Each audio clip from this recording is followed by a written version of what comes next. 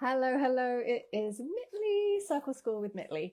I wanted to just come back after my live on Saturday where I shared that I had a mother and son circle and that everybody had cancelled at the last minute.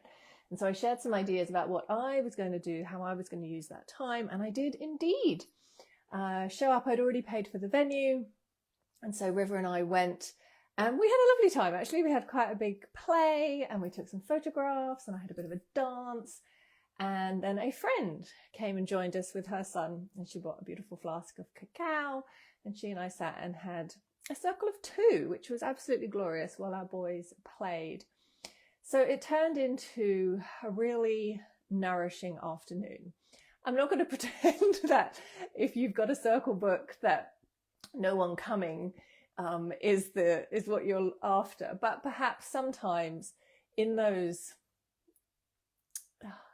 times that there are things we can do in order to meet that moment in our work. So I wrote some things down that I thought would be helpful, and I wanted to share them with you.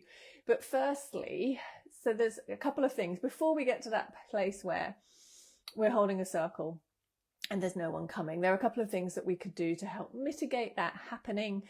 My course, Fully Booked, is really on those long-term strategies so that you're creating and building your reputation and your community and your connection, so that when you do hold a circle, you have people who are ready and willing to book and to come along.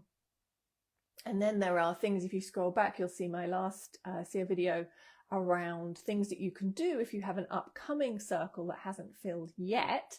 There are some more kind of last minute things that you can do to reach out to people, to invite people to join you in order for that circle to go ahead.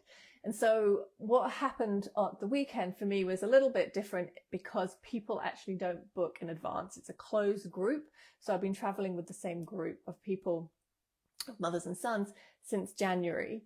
And we have the dates in advance and they come along. And so a kind of perfect storm of things meant that everybody cancelled quite last minute. And so I already had the venue booked and paid for.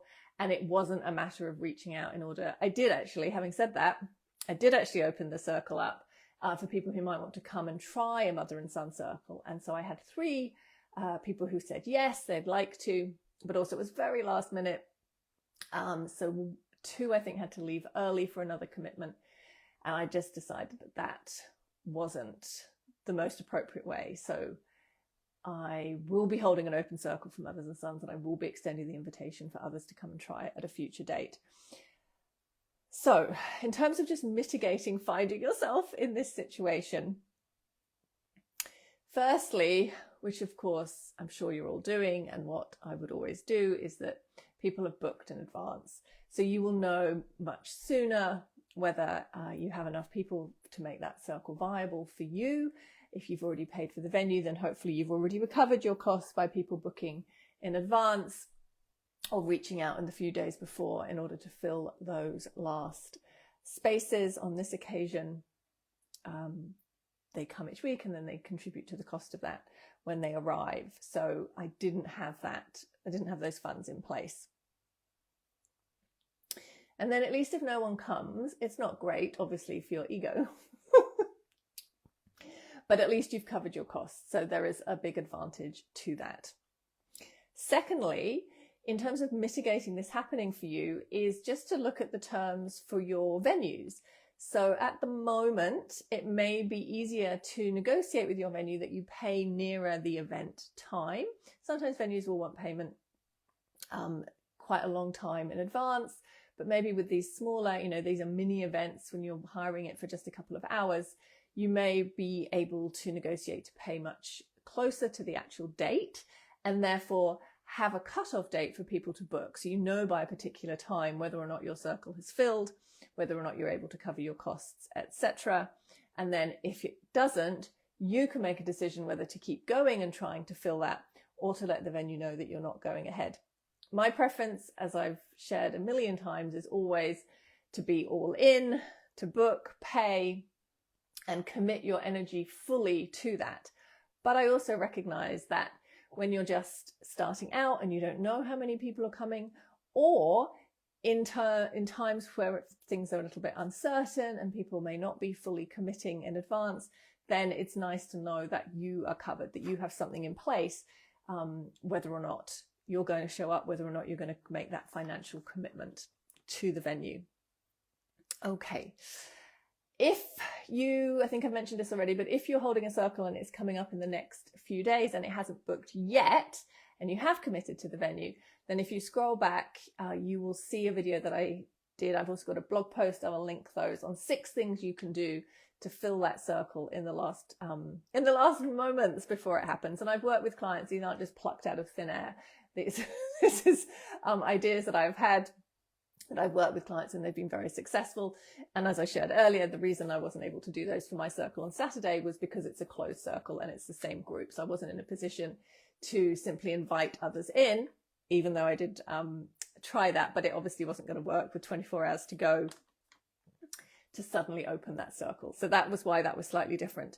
So moving on then to the 5 things you can do if you find yourself in that circumstance where you have a venue booked, where you're going ahead with your circle and either nobody turns up, or you already know that you don't have enough people to make that viable and you choose not to go ahead. Just another proviso on that. Even if you haven't met your numbers, but you've already paid for your venue and you're deciding to go ahead, allow that circle to be as magnificent as it can be. Don't be put off because you only have, or you have fewer than you had envisaged coming.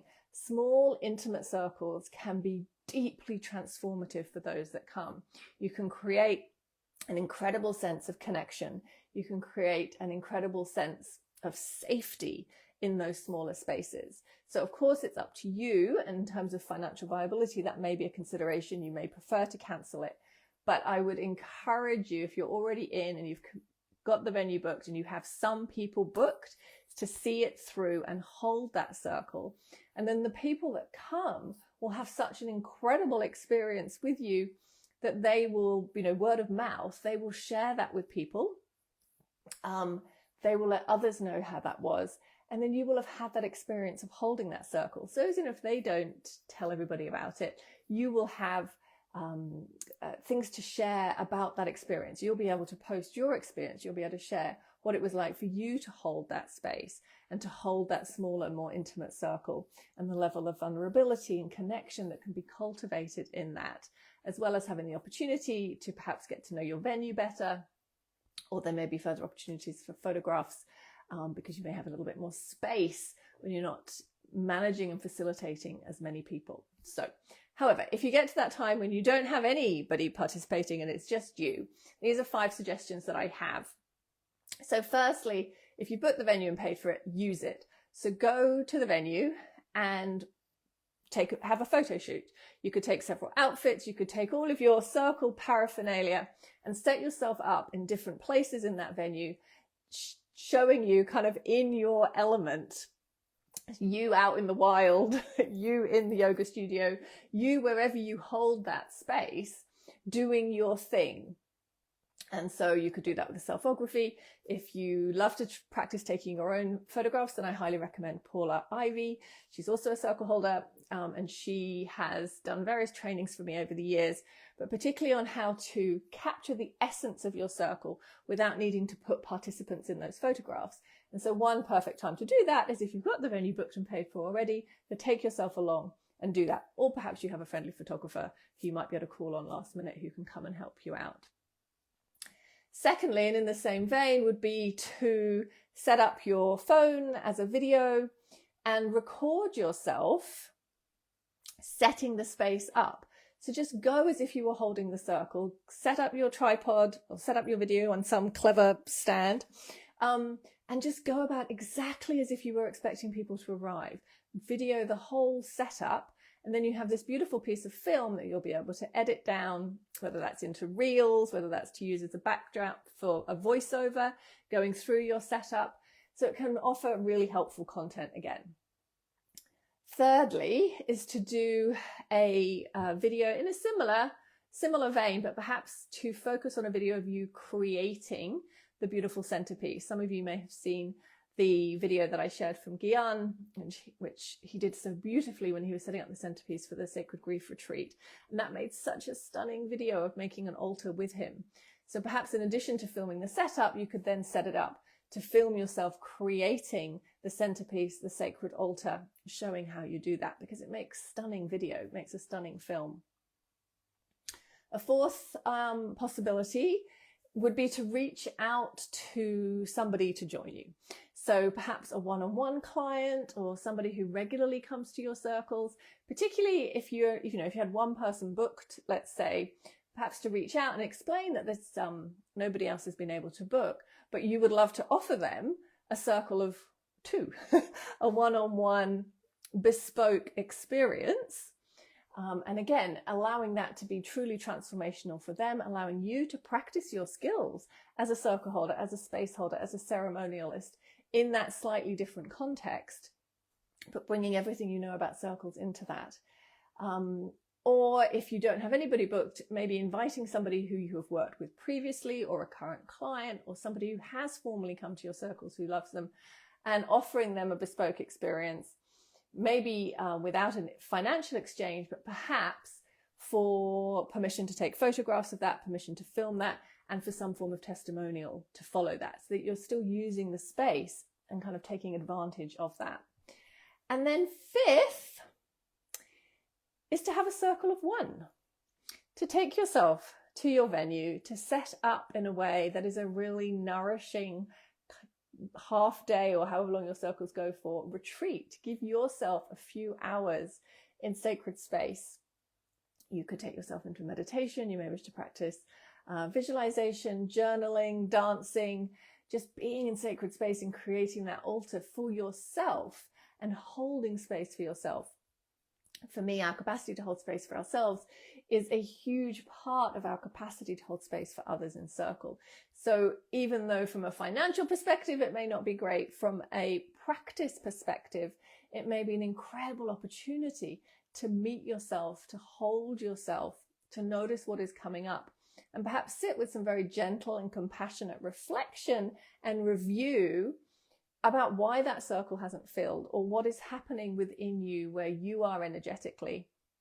This is not saying this is your fault that your circle didn't fill. There's a million reasons why people cancel or people can't make it. It's all sorts of things going on.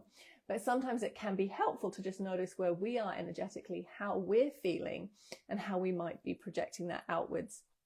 So it could be a beautiful opportunity to really tend to yourself, to your circles, and to your business. If your circles, as most people I work with, our circles are part of our broader business ecosystem, and give yourself that time that you were going to give to a group of participants, you were going to give to tending and holding space for others. How about you just turn that inwards and give yourself that space with a circle of one? Okay, thank you so much for joining me for this. So that is 5 things that you could perhaps do if no one shows up for your circle. And then I guess this is a cheeky 6th, but I would then spend some time reflecting in terms of how to fill your next circle, and noticing what you may need to put in place, whether that's more time, whether that's more marketing, whether that's more outreach, whether that's making sure people have booked and paid in advance so that they don't cancel at the last minute, or if they do, you've covered your costs. And just looking at some of those practical things to support you in moving on to your next circle, and knowing that it happens to all of us. And it doesn't mean there's anything wrong with you. It doesn't mean there's anything wrong with your circles, but it does give us an opportunity to do something else, and then to look at what we might be able to do moving forward. Thank you so much. With you in circle in these wild times.